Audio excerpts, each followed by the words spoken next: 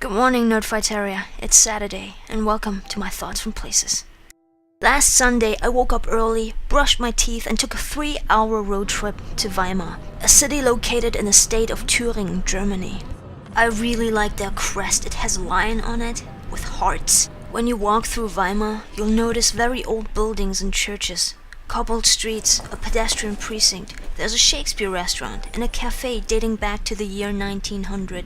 There are a lot of towns like that in Germany, but what makes people come to visit this town in particular is that it has been the setting of a few memorable events and movements in German history. Thus, lots of the sites are protected and recognized by the UNESCO World Heritage Program.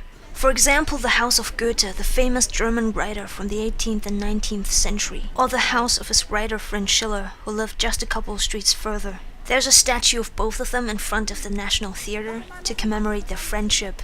They were kind of bros. They would often write and have philosophical discussions in Goethe's summer house, overseeing a beautiful park with a creek, and all of this was a gift from the Duke. Goethe was such a superstar already back then. Weimar is also the place where in 1919 the famous art school Bauhaus was founded, a school that combined crafts, fine arts, design and architecture, and whose style spread into the world.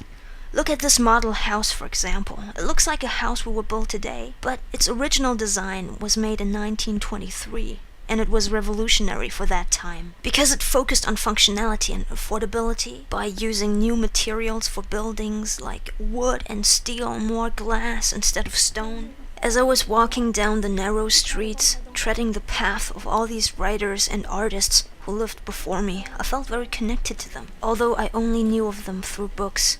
This is when all the things I learned about them became real to me, and history became tangible. Speaking of becoming real, there's also a dark past of history that was about to become tangible for me. After Hitler became chancellor in 1933, the Nazis built a concentration camp near Weimar. Over 50,000 people from various nationalities died here, and I can tell you there was something really creepy about walking down that road to the camp. When I think about the word heritage now, I understand it encompasses the legacy from the past, the good and the bad things.